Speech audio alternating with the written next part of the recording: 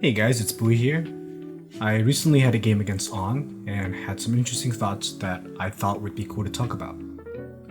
This was on version 0.29.1. This is the build we're going to be using as we move away from beta keys and into our Steam playtest. We're playing on Ballroom, which is a Blitz map, Blitz being our fast-paced, new player-friendly game mode designed for offline events and quicker sessions. The last time we played, On 3-0'd me, but I felt okay about it. I really loved that set was across 3 games we had completely different builds, and I ended up buying 9 different unique artifacts. And to me, that kind of variety in play expression is exactly the type of strategic depth that we're trying to encourage in deadTalk. For this game, I opened with a tier 1 damage and tier 1 speed component, and I get a fast military pistol. This has been my go-to start because it builds into one of my favorite items, Rogue's Stiletto.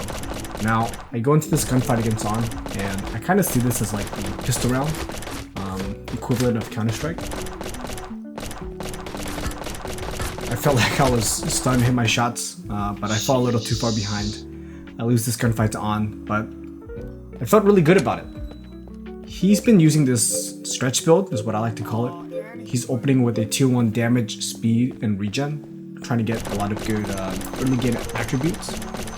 But I have this Smash Brothers style epiphany, where when you play Smash and you lose a stock but you get a lot of percentage on your opponent. I had that same thing in mind because in deadTalk you really can't regen health early, at least in a fast manner. So I felt really incentivized to just run straight back at him. And I figured that every moment I spend not running at him, he's getting his health back, so I'm just gonna follow him all the way back to the tier 1 tower. And I end up getting this kill. So after the return kill, I finished my Rogue Stiletto, and I keep pressing. I want to be on his side of the map. I checked the bazaar to see what's available. I'm kind of flickering it on and off just because I don't want to get shot. And I don't have enough gold for something that I really want to buy, so I'm just going to clear this wave, and I figured this would give me enough gold. So I have about 800 gold in the bank, and I have my eyes on Toy Cannon. I want to use it to control the spacing on the halls and for this quick burst damage.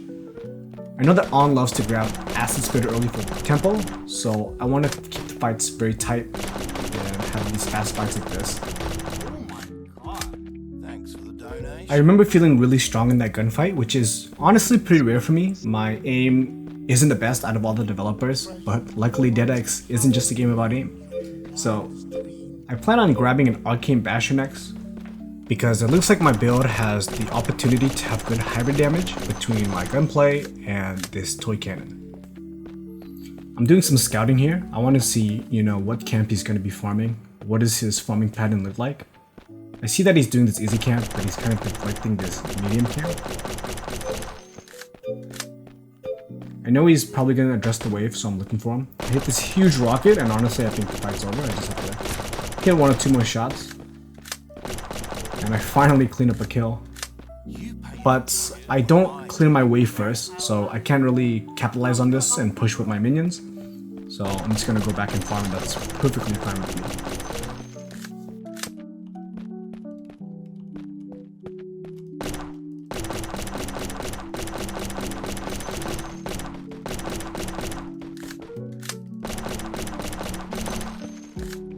I'm going for this fast tier 5 assault rifle timing attack.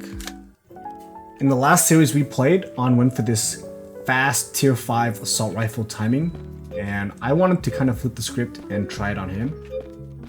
I feel really strong here, so I'm going to clear my wave first so that I'll be able to kind of push after I get this kill. I see that he's clearing the wave, so I'm just looking for him. And even though he clears the last minion, I feel like I have a weapon advantage here, so I want to capitalize on this before he catches up. So I'm just here hunting him.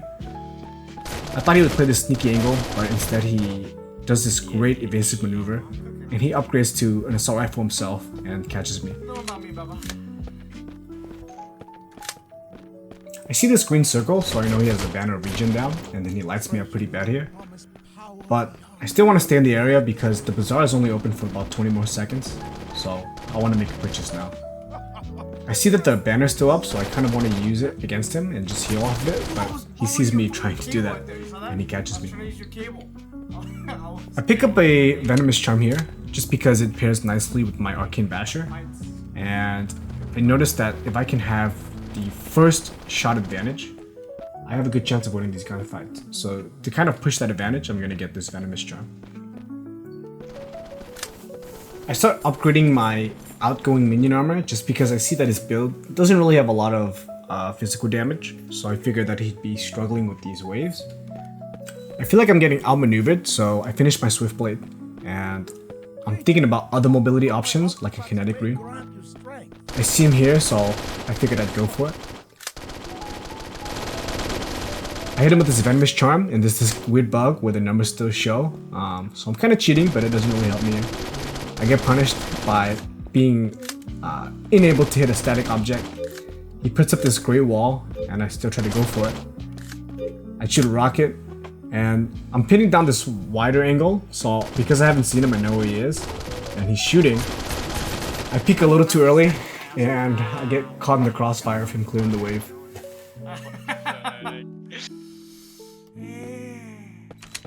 Your tower is under attack.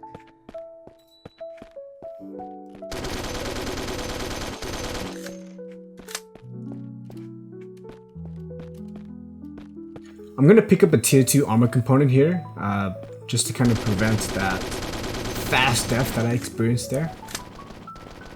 And I'm still gonna be looking for him. I feel like I'm not that far behind, and I did great damage in that last skirmish. And I see him here. I missed the opening rocket, but he doesn't hear me. The rocket doesn't give any sound. I hit him with this Venomous Charm, and I'm trying to close in here. But he actually denies himself to the goblin, so I don't get any gold for this kill.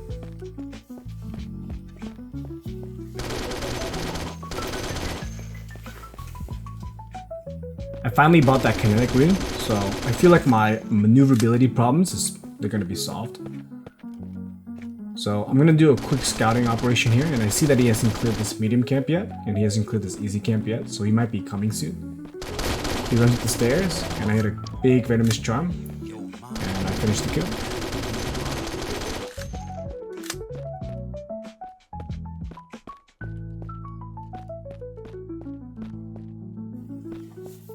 So On's been going for these kind of wide pushes, where he sends a lot of low-level mercenaries to try to pull me back to my side of the map.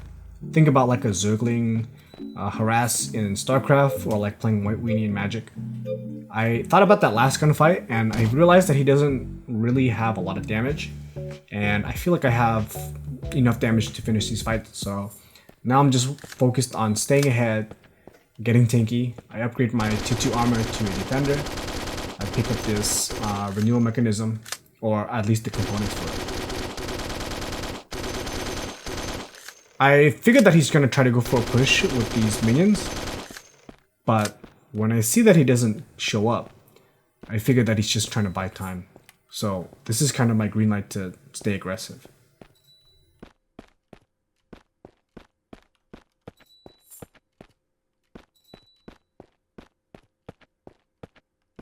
There's gonna be a window here before his army reaches my base, so I'm trying to go in with the Kinetic Rune. I see him and I open up with the Venomous Charm, and now I'm looking out for a rocket opportunity. I see the banner, I take it down, and now I'm just gonna follow him. I finish the kill here, and I clean it up. And here, because I'm on his side of the map, I'm gonna take the first tower again.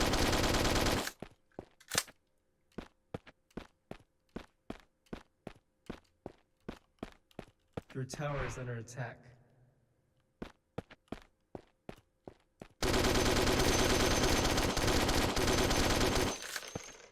Get off of it. So here I feel pretty far ahead. I'm gonna start sending some mercenaries of my own so I can push. And I'm gonna start upgrading my items. I'm gonna get Hexblade, which is gonna give my Venomous Charm and Toy Cannon a lot more damage. And of course my like regular gunplay. And then I'm gonna start upgrading my speed options, just because I want to be able to get back on my side of the map if we decide to go for another wide attack like that.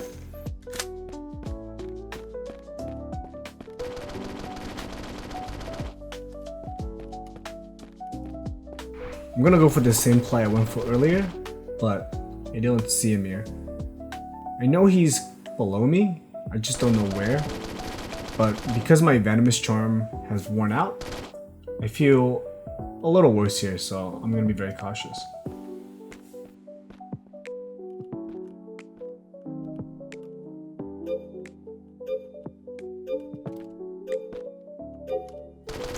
I find this cool angle with the kinetic rune, but I'm a little slowed from getting hit. I see him, and now the chase is on. I try to hit that rocket to cut off his path, and it did a good job of keeping him there. I see this banner of regen, and I don't want to heal anymore. I want to keep the fights tight. And I try to get an aerial advantage here. He tries to get it too. And I end up getting a lucky shot. And I'm more than willing to trade my own tower for the chance of that kill. And I get it, that's game. We're having a lot of fun with this version of deadHex, and we're excited to finally open it up to more players. We'll be making an announcement soon about the transition from beta keys to the Steam opt-in, so keep an eye out. If you want to stay in the loop, head over to www.playdeadhex.com. And if there's anything else you guys want to see or learn more about, please let us know. We're all ears. Otherwise, that's it for me. Thanks.